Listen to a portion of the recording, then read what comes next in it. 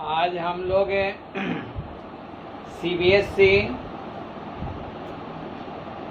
सेमुसी भाग 2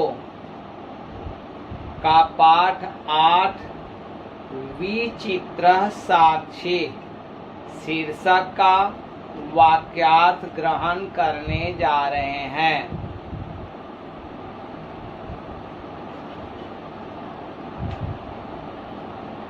कश्चन निर्धनो जना भूरि परिश्रमस्य किंचित वित्तम उपार्जितवान। कोई गरीब व्यक्ति बहुत परिश्रम करके धन उपार्जन किया। तेन स्वपुत्रम एकस्मिन् महाविद्यालये प्रवेशम दापयितुम सफलो जाता। उसके द्वारा अपने पुत्र को एक महाविद्यालय में प्रवेश दिलाने में सफल हो गया। तत्तनया तत्रैव छात्रावासे निवसन अध्ययने संलग्ना समभूता। उसका पुत्र वहीं छात्रावास में रहते हुए अध्ययन में संलग्न हो गया। एकदा स पिता तनुजस्य रुग्णताम् आकर्ण्य व्याकुलो जाता पुत्रं द्रष्टुम च प्रस्थितः।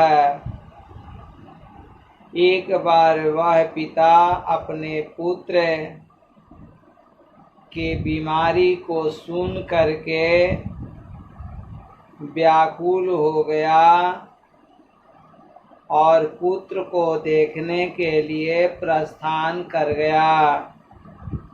परम अर्थकाश्चर्येण पीड़ितः स वशयानं विहाय पदातिरेव प्राचलना। लेकिन धन के अभाव में पीड़ित वह बस को छोड़ करके पैदल ही चल दिया। पदाति क्रमेण संचलना सायं समये अपि असौ गंतव्यात् दूरे आसीत्। पैदल चलते हुए संध्या में समय से पहले ही वह गंतव्य से दूर था।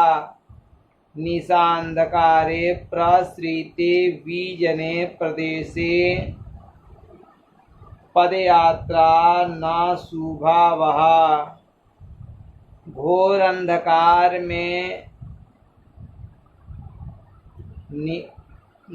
अंधकार फैले हुए में निर्जन प्रदेश में पदयात्रा करना शुभ नहीं है।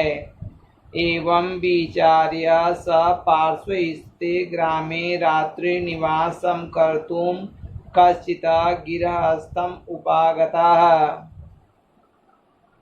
ऐसा विचार करके वह समीप में स्थित गांव में रात्रि निवास करने के लिए किसी गिरहस्थ के पास गया। कल्याणपरो गिरिः तस्मै आश्रयं प्रायच्छत्। कल्याणकारी गृहस्वामी उसे आश्रय दिया। विचित्रा दैवगति, भाग्य की गति विचित्र होती है। तस्यामेव रात्रौ तस्मिन् गृहे कश्चन चौरः गृहाभ्यन्तरं प्रविष्टः। उसी रात में उसी घर में कोई चोर घर में घुस गया, मन प्रवेश कर गया। तत्र निहिताम एकाम मंजूषाम आदाय पलायितः। वहाँ रखे गए एक पेटी को ले करके भाग गया। चौरस्य पाद्वयेन प्रबुद्धो अतिथि चौर संज्ञया तम अधावत। अगृह्णांच परम विचित्रम अघटता। चोर के पैर की ध्वनि से जागे हुए अतिथि चोर की शंका से उसके पीछे दौड़े और पकड़ लिए, लेकिन विचित्र घटना घट गई। चौरा एव उच्चै क्रोशितुम आरभता। चोर ही जोर से हल्ला करने लगा, चौरोयम चौरोयम इति, यह चोर है, यह चोर है ऐसा। तस्य तारस्वरेण प्रबुद्धा ग्रामवासिनः स्वगृहात् निष्क्रम्य तत्रागच्छन् वराकम् अतिथिमेव च चौरं मत्वा अभर्त्सयन्। जोर से उच्च स्वर से जगे हुए गांव के लोग अपने घर से निकल करके वहां आए और उस अतिथि को चोर मान करके निंदा करने लगे। यद्यपि ग्रामस्य आरक्षी एव चौरा आसीत्, यद्यपि गांव का आरक्षी ही चोर था। तत्क्षणमेव रक्षा पुरुष तम अतिथिम चौरोयम इति प्राख्याप्य कारागृहे प्राक्षिपत्। उसी क्षण ही रक्षा पुरुष उस अतिथि को यह चोर है ऐसा मान करके कारागार भेज दिए। अग्रिमे दिने स आरक्षी चौराभियोगे तम न्यायालयम नीतवान। दूसरे दिन वह आरक्षी चोर को चोरी के अभियोग में उससे न्यायालय में ले गए। न्यायाधीशो बंकिम चंद्र उभाभ्याम पृथक पृथक विवरणम श्रुतवान। न्यायाधीश बंकिम चंद्र उन दोनों के अलग अलग विवरण सुने। सर्वं वृत्तांतम अवगत्य स तम निर्दोषम अमन्यता आरक्षिणम च दोषम भाजनम। सभी वृत्तांत को जानकर वे उसे निर्दोष मानते हुए आरक्षी को दोष करार दिए, किंतु प्रमाणाभावात् स निर्णेतुं न शक्नोत। लेकिन प्रमाण के अभाव से वे निर्णय नहीं ले सके। ततो असौ तौ अग्रिमे दीने उपस्थातुम आदिष्टवान। उसके बाद वे उन दोनों को अगले दिन उपस्थित होने का आदेश दिए। अन्येद्यौ तौ न्यायालये स्वस्वपक्षं पुनः स्थापितवन्तौ। दूसरे दिन वे न्यायालय में अपना अपना पक्ष पुनः स्थापित किए। तदैव कश्चित् तत्रस्य कर्मचारी समागत्य निवेदयत यत् ईता क्रोशद्वयान्तराले कश्चिज्जन केनापि हतः।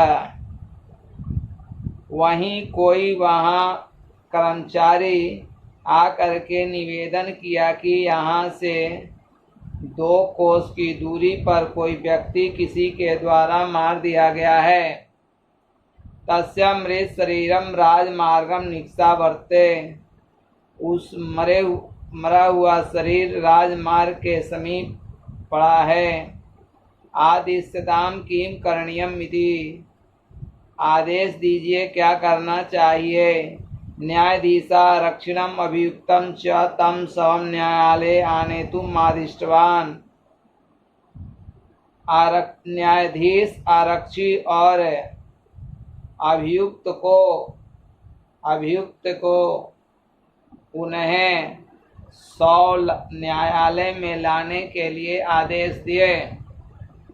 आदेशम प्राप्य उभौ प्राचलताम। आदेश प्राप्त करके वे दोनों चल दिए। तत्रोपेत्य काशपटले निहितम पटाक्षादितम देहम स्कंधे वहन्तौ न्यायाधिकरणं प्रति प्रस्थितौ। वहां पहुंच करके काठ पटल पर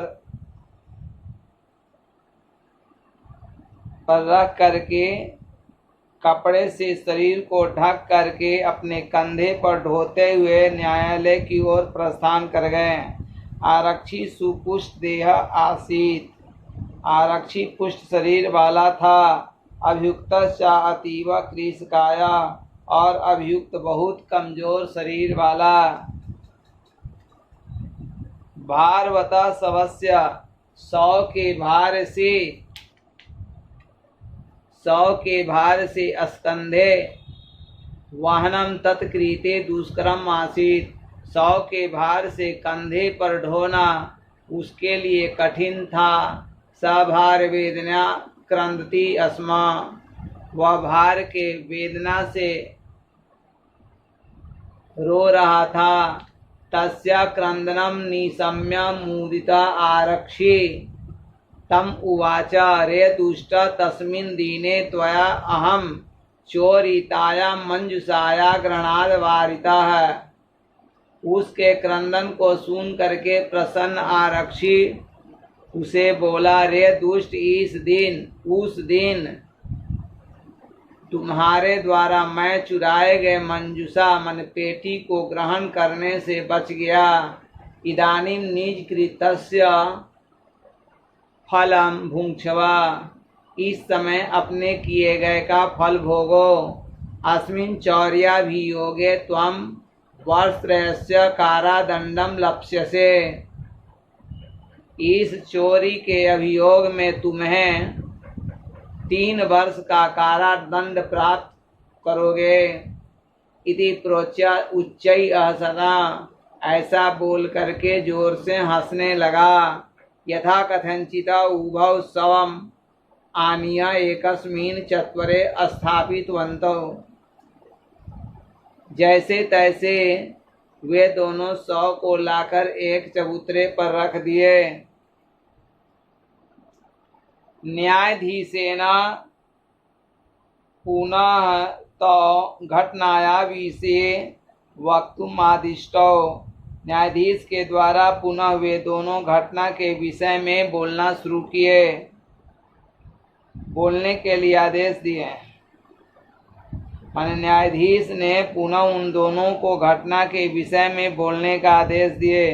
आरक्षिणा निज पक्षम प्रस्तुतवती, आरक्षी अपने पक्ष को प्रस्तुत करता है। आश्चर्यम अघटत, आश्चर्य घट गया। सव व स प्रवारकम अपसार्य न्यायाधीशम अभिवाद्य निवेदितवान्, मान्यवर एतेन आरक्षिणा अध्वनि यदुक्तं तदवर्णयामि, त्वया अहम चोरिताया मंजूषाया गृणाद वारितः। आश्चर्य घटना घट गया। वह शव कपड़े को हटा करके न्यायाधीश के पास जाकर के अभिवादन कर निवेदन किया, मान्यवर, इस आरक्षी के द्वारा जो कहा गया है उसका वर्णन करता हूँ। तुम्हारे द्वारा मैं चुराए गए मंजूषा मन पेटी ग्रहण से रोक दिया गया। अतः निज कृतस्य फलम भुंक्ष्वा, इसलिए अपने किए गए का फल भोगो। अस्मिन् चौर्याभियोगे त्वं वर्षत्रयस्य कारादंडम लप्स्यसे इति, इस चोरी के अभियोग में तुम 3 वर्ष तक कारादंड प्राप्त करोगे, ऐसा। न्यायाधीशारक्षिणे कारादंडम आदिश्य तम जनम ससम्मानम मुक्तवान, न्यायाधीश आरक्षी को कारादंड का आदेश देकर उस व्यक्ति को सम्मान पूर्वक मुक्त किया, मन छोड़ दिया। अतएवोच्यते, इसलिए कहा जाता है, दुष्कराण्यपि कर्माणि मति वैभवशालिना नीति युक्ति सम आलम्ब्य लीलैव प्रकुर्वते। माने मति वैभव संपन्न व्यक्ति दुष्कर कार्यों को, मन कठिन काम को नीति युक्त मान नीतिगत उपायों का सहारा लेकर के लीलैव माने लीला पूर्वक खेल खेल की तरह माने आसानी से प्रकुर्वते कर लेते हैं। इस प्रकार से पाठ 8 की समाप्ति हुई। आप इस वीडियो को सब्सक्राइब करें, लाइक करें, बेल आइकन की घंटी दबाएं, शेयर करें और अपना विचार व्यक्त करने के लिए कमेंट अवश्य करें। जो व्यक्ति नए हैं, जो छात्र नए हैं, वे सब्सक्राइब और बेल आइकन की घंटी अवश्य दबाएं। दोनों